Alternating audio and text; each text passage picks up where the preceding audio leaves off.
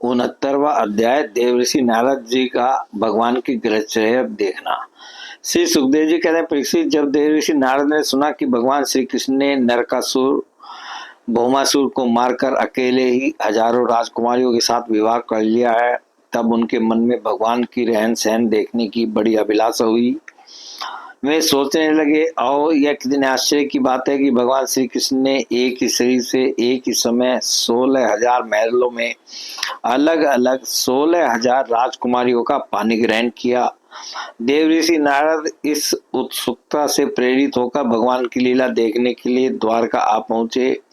वहां के उपवन और उद्यान खिले हुए रंग बिरंगे पुष्पों से लदे वृक्षों से परिपूर्ण थे। उन पर तरह तरह के पक्षी चहक रहे थे और भौरे गुंजा कर रहे थे। निर्मल जल से भरे सरोवरों में नीले, लाल और सफेद रंग के भांति भांति के कमल खिले हुए थे। कुमुद, कोई और नवजात कमलों की मानो भीड़ ही लगी हुई थी। उनमें हंस और सारस कलरव कर रहे थे। द्वारकापुरी में स्फटिक मणि और चांदी के 9 लाख महल थे।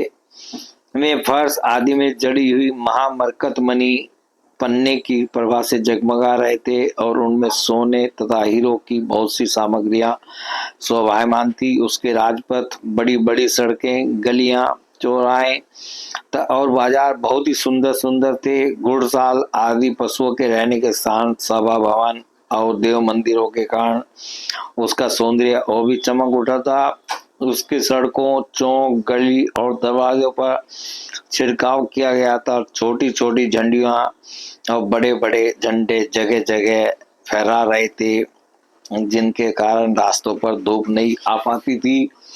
उसी द्वारका नगरी में भगवान श्री कृष्ण का बहुत ही सुंदर अंतःपुर था। बड़े बड़े लोकपाल उसकी पूजा प्रशंसा किया करते थे। उसका निर्माण करने में विश्वकर्मा ने अपना सारा कला कौशल, सारी कारीगरी लगा दी थी। उस अंतःपुर रनिवास में भगवान की रानियों के 16,000 से अधिक महल शोभायमान थे। उनमें से एक बड़े भवन में देवऋषि नारद जी ने प्रवेश किया। उस महल में मूंगों के खंभे, वैदूर्य के उत्तम उत्तम छज्जे और इंद्र नीलमणि की दीवारें जगमगा रही थी। वहां की गचें भी ऐसी इंद्र नीलमणियों से बनी हुई थी जिनकी चमक किसी प्रकार कम नहीं होती। विश्वकर्मा ने बहुत से ऐसे चंदोवे बना रखे थे जिनमें मोती की लड़ियों की झालरें लटक रही थी। हाथी दांत के बने हुए आसन और पलंग थे जिनमें श्रेष्ठ श्रेष्ठ मणि जड़ी हुई थी। बहुत सी दासियां गले में सोने का हार पहने और सुंदर वस्त्रों से सुसज्जित होकर तथा बहुत से सेवक भी जामा, पगड़ी और सुंदर सुंदर वस्त्र पहने तथा जड़ाओं कुंडल धारण किए अपने अपने काम में व्यस्त थे और महल की शोभा बढ़ा रहे थे। अनेकों रत्न प्रदीप अपनी जगमगाहट से उसका अंधकार दूर कर रहे थे। अगर की धूप देने के कारण झरोकों से धुआं निकल रहा था। उसे देखकर रंग बिरंगे मणिमय छज्जों पर बैठे हुए मोर बादलों के भ्रम से कूक कूक कर नाचने लगते। देवऋषि नारद जी ने देखा कि भगवान श्री कृष्ण उस महल की स्वामिनी रुक्मणी जी के साथ बैठे हुए हैं और वे अपने हाथों भगवान को सोने की डांडी वाले चवर से हवा कर रही हैं। यद्यपि उस महल में रुक्मणी जी के समान ही गुण, रूप, अवस्था और वेशभूषा वाली सहस्रों दासियां भी हर समय विद्यमान रहती थी। नारद जी को देखते ही समस्त धार्मिकों के मुकुटमणि भगवान श्री कृष्ण रुक्मणी जी के पलंग से सहसा उठ खड़े हुए। उन्होंने देवऋषि नारद के युगल चरणों में मुकुट युक्त सिर से प्रणाम किया और हाथ जोड़कर उन्हें अपने आसन पर बैठाया। परीक्षित, इसमें संदेह नहीं कि भगवान श्री कृष्ण चराचर जगत के परम गुरु हैं और उनके चरणों का धोवन गंगा जल सारे जगत को पवित्र करने वाला है। फिर भी वे परम भक्तवत्सल और संतों के परम आदर्श उनके स्वामी है। उनका एक असाधारण नाम ब्रह्मण्य देव भी है। वे ब्राह्मणों को ही अपना आराध्य देव मानते हैं। उनका यह नाम उनके गुण के अनुरूप एवं उचित ही है। तभी तो भगवान श्री कृष्ण ने स्वयं ही नारद जी के पांव पखारे और उनका चरणामृत अपने सिर पर धारण किया। नर शिरोमणि, नर के सखा, सर्वदर्शी प्राण पुरुष भगवान नारायण ने शास्त्रोक्त विधि से देव ऋषि देव शिरोमणि भगवान नारद की पूजा की। इसके बाद अमृत से भी मीठे किंतु थोड़े शब्दों में उनका स्वागत सत्कार किया। आप कहा, प्रभु आप तो स्वयं समग्र ज्ञान वैराग्य धर्म यश श्री और ईश्वर से पूर्ण है, आपकी हम क्या सेवा करें। देवऋषि नारद ने कहा, भगवान आप समस्त लोगों के एकमात्र स्वामी हैं, आपके लिए कोई नई बात नहीं है कि आप अपने भक्तजनों से प्रेम करते हैं और दुष्टों को दंड देते हैं। परम यशस्वी प्रभु आपने जगत की स्थिति और रक्षा के द्वारा समस्त जीवों का कल्याण करने के लिए स्वेच्छा से अवतार ग्रहण किया है। भगवान यह बात हम भली भांति जानते हैं। यह बड़े सौभाग्य की बात है कि आज मुझे आपके चरण कमलों के दर्शन हुए हैं। आपके ये चरण कमल संपूर्ण जनता को परम साम्य मोक्ष देने में समर्थ हैं, जिनके ज्ञान की कोई सीमा ही नहीं है। वे ब्रह्मा शंकर आदि सदा सर्वदा अपने हृदय में उनका चिंतन करते रहते हैं। वास्तव में वे श्री चरण ही संसार रूप कुएं में गिरे हुए लोगों को बाहर निकालने के लिए अवलंबन है। आप ऐसी कृपा कीजिए कि आपके उन चरण कमलों की स्मृति सर्वदा बनी रहे और मैं जहाँ जहाँ जैसे रहूं उनके ध्यान में तन्मय रहूं। परीक्षित, इसके बाद देवऋषि नारद जी योगेश्वरों के भी ईश्वर भगवान श्री कृष्ण की योग माया का रहस्य जानने के लिए उनकी दूसरी पत्नी के महल में गए। वहां उन्होंने देखा कि भगवान श्री कृष्ण अपनी प्राण प्रिया और उद्धव जी के साथ चौसर खेल रहे हैं। वहां भी भगवान ने खड़े होकर उनका स्वागत किया, आसन पर बैठाया और विविध सामग्रियों द्वारा बड़ी भक्ति से उनकी अर्चा पूजा की। इसके बाद भगवान ने नारद जी से अनजान की तरह पूछा, आप यहाँ कब पधारे? आप तो परिपूर्ण आत्मा राम, आप काम है और हम लोग हैं अपूर्ण। ऐसी अवस्था में भला हम आपकी क्या सेवा कर सकते हैं? फिर भी ब्रह्म स्वरूप नारद जी आप कुछ न कुछ आज्ञा अवश्य दीजिए और हमें सेवा का अवसर देकर हमारा जन्म सफल कीजिए। नारद जी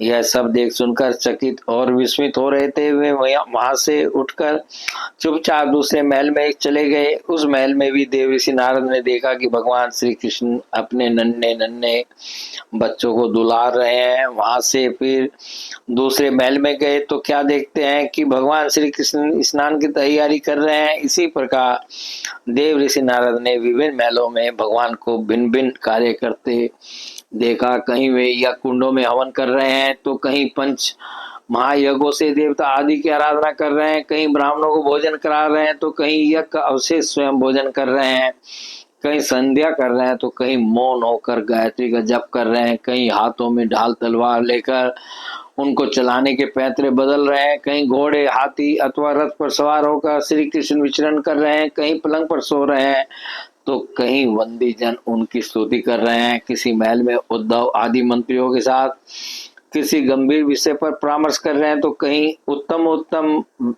वारांगनाओं से घिर कर जल क्रीड़ा कर रहे हैं, कहीं श्रेष्ठ ब्राह्मणों को वस्त्राभूषण से सुसज्जित गोमुओं का दान कर रहे हैं तो कहीं मंगल में इतिहास पुराणों का श्रवण कर रहे हैं, कहीं किसी पत्नी के महल में अपनी प्राण प्रिया के साथ हास्य विनोद की बातें करके हंस रहे हैं तो कहीं धर्म का सेवन कर रहे हैं, कहीं अर्थ का सेवन कर रहे हैं, धन संग्रह और धन वृद्धि के कार्य में लगे हुए हैं तो कहीं धर्मानुकूल ग्रस्तोचित विषयों का उपभोग कर रहे हैं, कहीं एकांत में बैठकर प्रकृति से अतीत पुराण पुरुष का ध्यान कर रहे हैं तो कहीं गुरुजनों को इच्छित भोग सामग्री समर्पित करके उनकी सेवा शुश्रूषा कर रहे हैं। देवऋषि नारद ने देखा कि भगवान श्री कृष्ण किसी के साथ युद्ध की बात कर रहे हैं तो किसी के साथ संधि की, कहीं भगवान बलराम जी के साथ बैठकर सत्पुरुषों के कल्याण के बारे में विचार कर रहे हैं तो कहीं उचित समय पर पुत्र और कन्याओं का उनके सदृश पत्नी और वरों के साथ बड़ी धूमधाम से विधिवत विवाह कर रहे हैं,